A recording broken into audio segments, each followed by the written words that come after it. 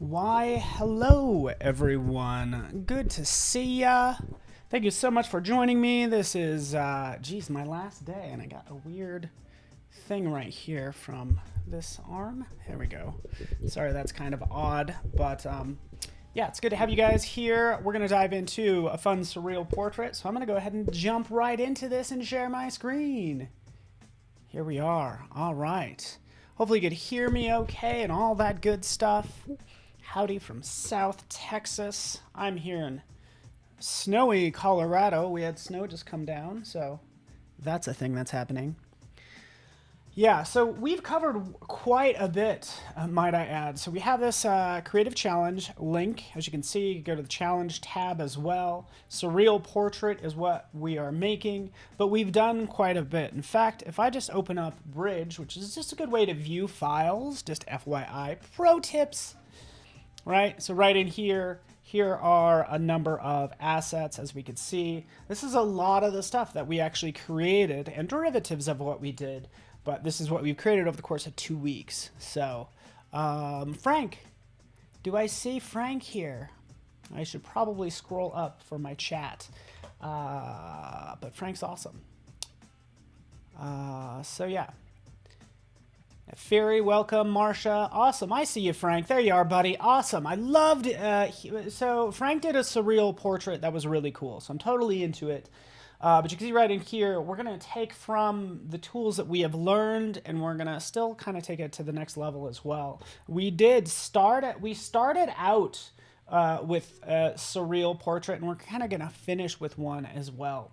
Okay, so that's what we have. We could see all the different versions that, different sort of challenges that we made. And again, some that we didn't, but just derivatives of sort of liquefy, if you will, because I had too much fun with it. All right, so let's move on. Grab our file and have some fun right in here. Surreal portrait, get started. By the way, like, don't make a surreal portrait of me. Make one of like yourself, not of me. You don't need pictures of me. That's just too much. And again, I show this a lot, by the way, just the ability to open up Photoshop. And again, this is the asset. Don't worry about using this one. I'm just so embarrassed by it. Okay, but go ahead and you can go to File and go to Import. If you happen to be on a Mac and you happen to have an iPhone, you can go ahead and take a photo. Okay, you can see these different versions that I have, but you can take a photo right here. Might be a little bit longer, more drawn out on a PC, but you could just jump in and say. And by the way, am I always wearing the same shirt? I think so. I must be. Holy cow. All right, so here we are. We took that photo. We can jump in and have some fun with messing with this surreal portrait. And we also have these other images. But I encourage you to use pictures of yourself. I'm just so embarrassed by this, by the way. So yeah. Yes, it's way too much. It's just too much, Sean. I thoroughly agree. But I wanted to create something abstract. I liked the idea of creating a surreal portrait where you kind of have your face in different positions. And we use segments of those different photos. Awesome. Yes, you had a mute on yesterday in my mute shirt, and I actually started out my stream muted. So you could still use this file. We could start with this original image if we want to.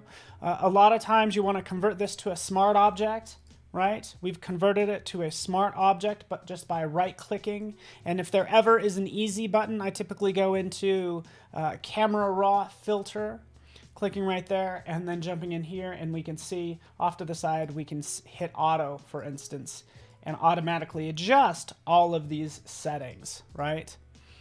That's what Auto does. Or you could adjust them separately. But what will be the case is sometimes, like, say, one eye will be darker than the other or smaller as well. So we'll talk about those two cases. First off, it's way too dark. So let's click and drag right there. And what I've done is I've added, you can see right here, hopefully you can see that radial filter. Bam. I use this for eyes. You could also use a paintbrush. But the key thing here for this new Camera Raw filter, things have moved around a little bit. Because notice how we have the brushes right in here. Within the context of what we're working on, right, those will show up. So if we're just editing it, we're not going to see the brush. We'll see the brush right here, but it also exists right in here. We have an erase tool. You guys get the idea. Okay, so let's go back in.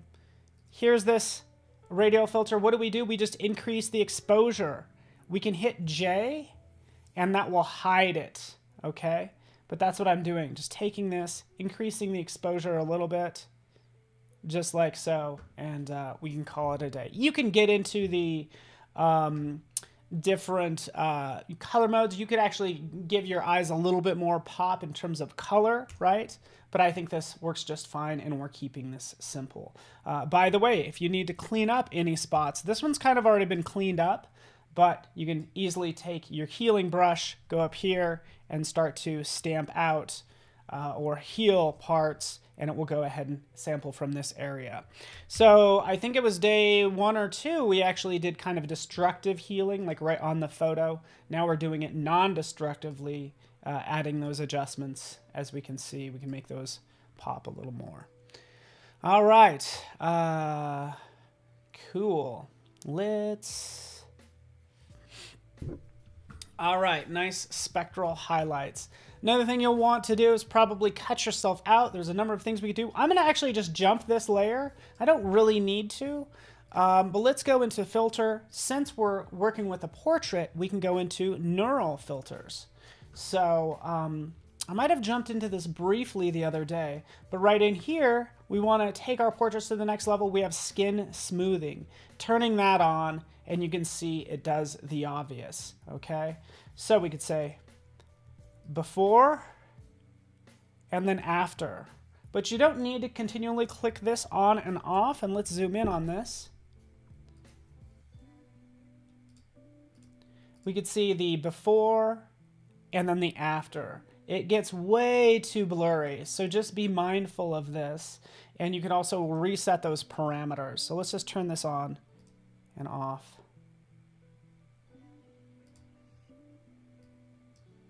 Just add it's just like, I just want it like really subtle. Okay, so we could kind of blur it if we want to.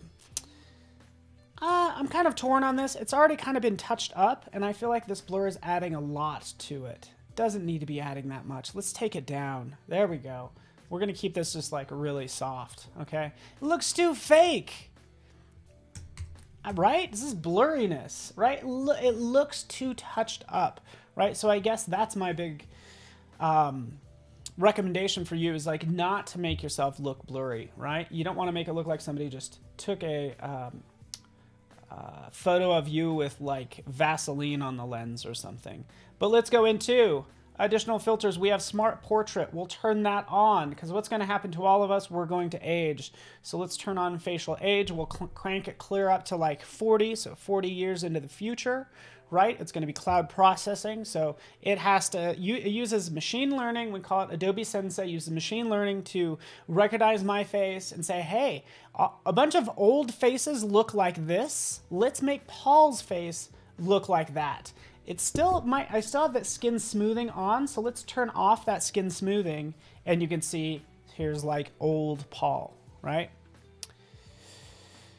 So you got it. Notice how I'm actually looking a little bit. I have my head tilted slightly to my right. So let's just go down here, head direction. We'll tilt it back to the left, right? And there it is, tilt it to the left. So we're adjusting accordingly, right? So again, just showing you what you have at your fingertips for this as I start to change this around. But I'm thinking, why use Camera Raw, not Lightroom?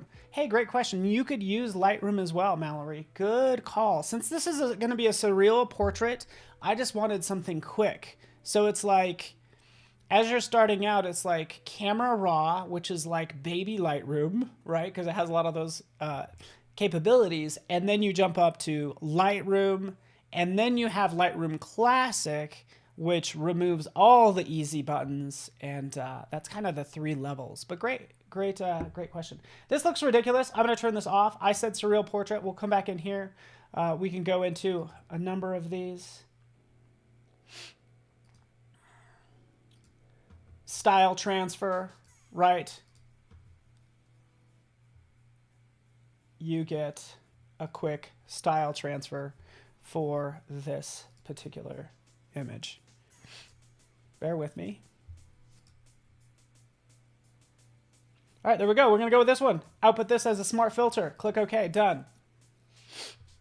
You got it. All right, so I want to give some pro tips as well, because I feel like we've covered a lot of this. I talk about masks in the description, because I might want to blend some of this one with this one as well.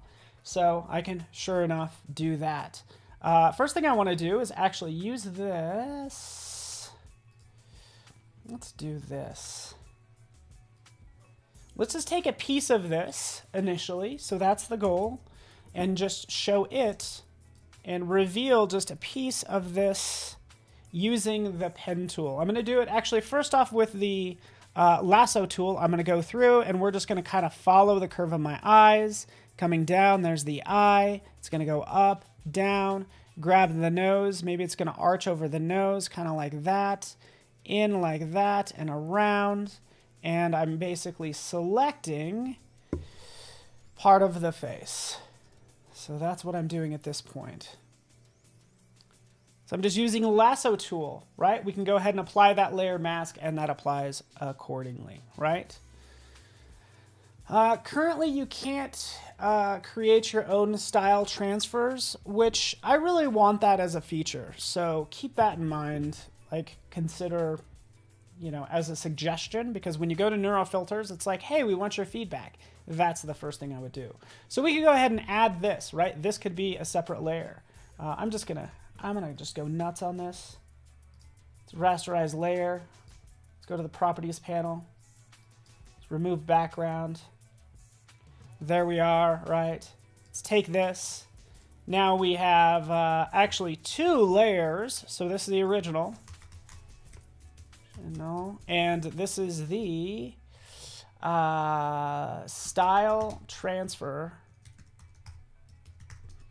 that we accidentally got some of the background right there. Oh, I don't want that. How do we do that? We right click or just hold down the Option key, click between those lines, or Alt key.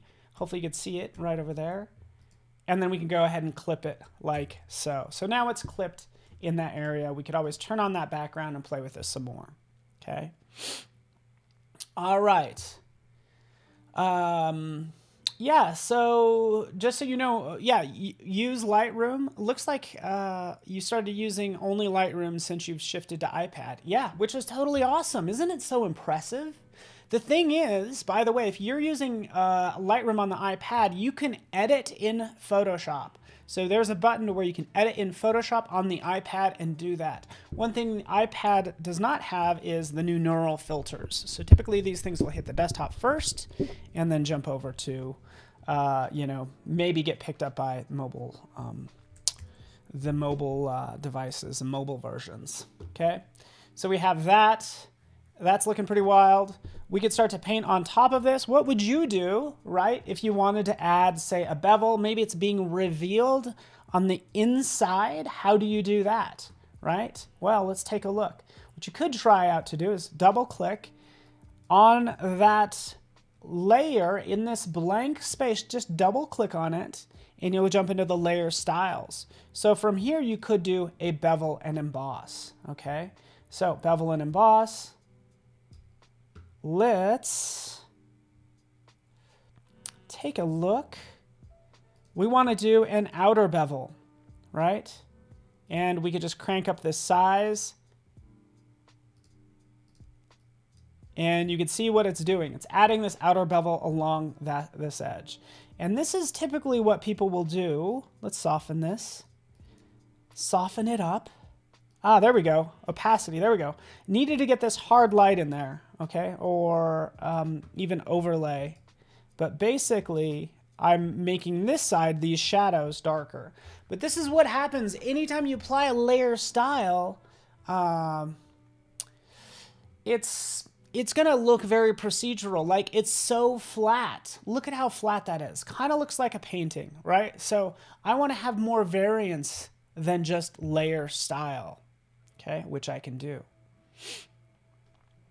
So from there, I'm just going to click cancel, right? Just showing what you can do with layer styles.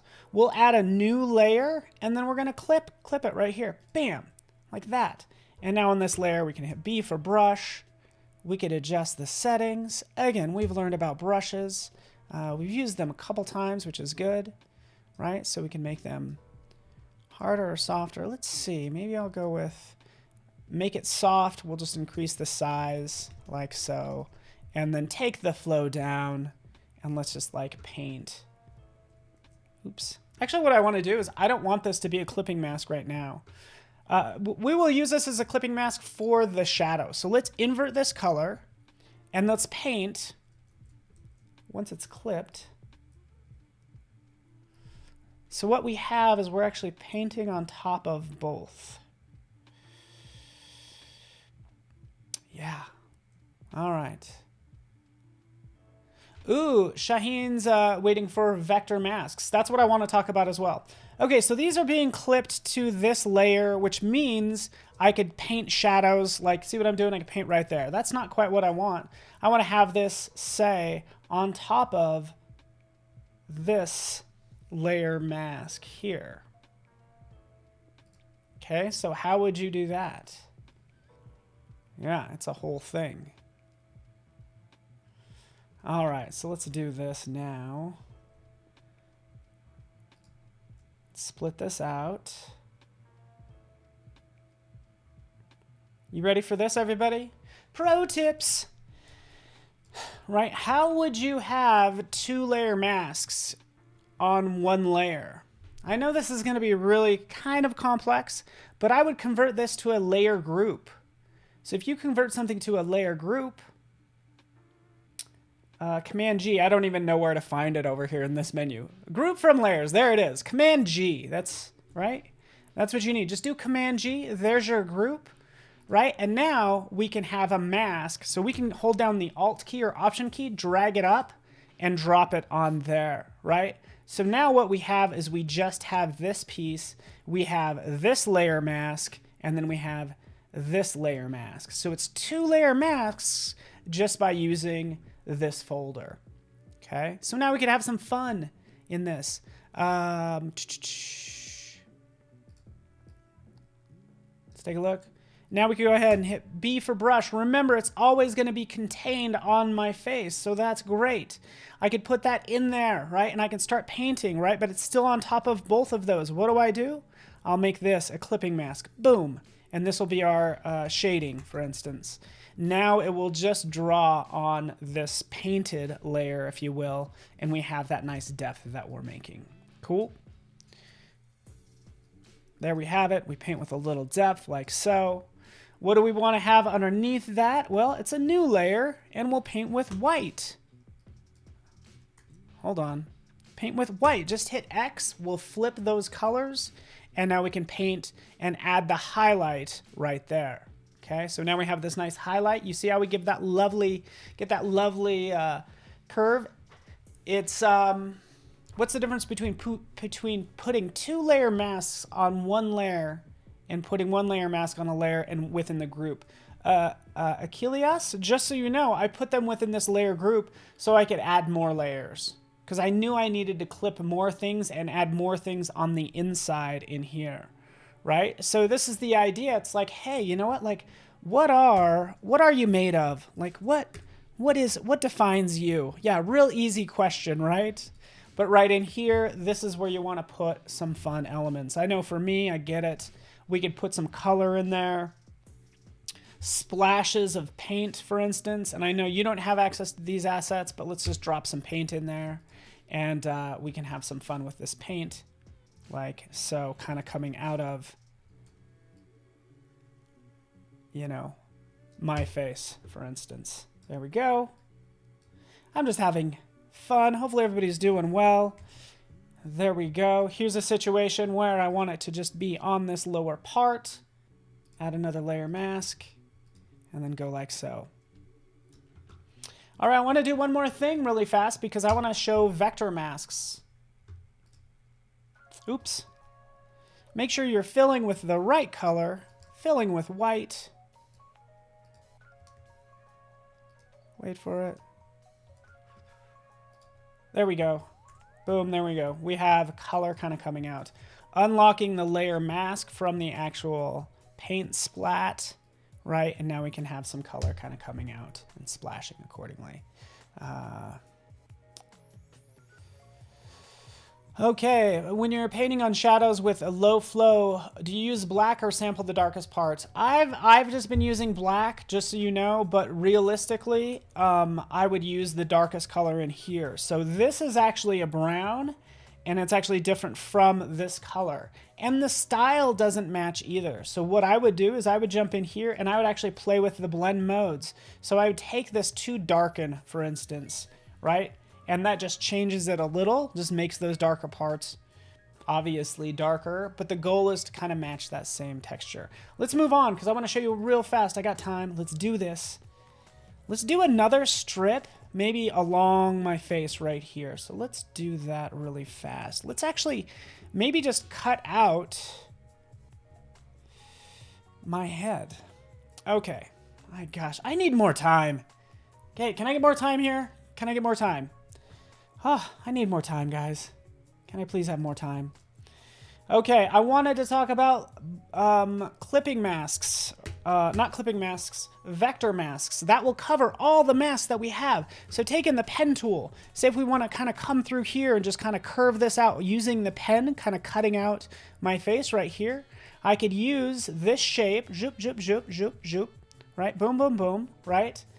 If I put that underneath and I make that a clipping mask, I get that background. That's not going to work for me, right? What I want to do is I want to take this path, here it is. I want to go to the layer where I want that vector path to be, and then we'll go to layer, vector mask. Oh, come on. I got to select it first, so make sure you have it selected. Where are you, buddy? There it is.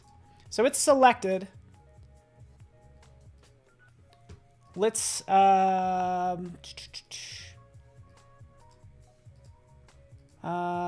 path. Go to my new layer. With it selected, go to layer, vector mask, current path. Boom, there you are. So now you have this path right here on that layer. It's a vector path that you can now play with, right? So that gives me control as I go in here. Let's take this. Hit A for the direct selection tool, bring this up, maybe it just covers the eyes and I can start to add to it and all that fun stuff. Okay. Guess what? To make things even more complex, you actually have the freedom to add a layer mask with this as well. So just drawing out a bar, boom, like so. There we have that layer mask in there too. So what this means is I could have, boom, like that.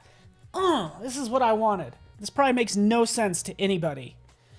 But this is just a really clean way to do it. It's like I can knock out the background with the layer mask and then use the vector mask for all my lovely curves as I kind of wrap this around my face. So hopefully that makes sense, sort of using the flexibility of both. Because if I would have used a clipping mask, what would happen? I would get that white. All right, you guys get the idea. Awesome. Thanks so much. Where's the skull? Help us all, right? I was just doing a fun vector portrait, kind of like this is what we're going for, as you can see. Sort of a splash of color that I can continually add to is the goal. Keep in mind you have all those brushes and all that fun stuff. Make something cool. Impress yourself most of all, right? And we'll see you guys soon. We have a full day. Frank's in the house. So good to see him. And yeah, today is technically Adobe's day, our day off. So I'm actually streaming on my day off. So I don't know what to tell you. I would miss you otherwise. So thank you so much. Thank you everybody for putting your work into these daily creative challenges. Hopefully you really appreciated it. I did as well. Stay tuned. More live streaming coming up. Thanks so much, everyone.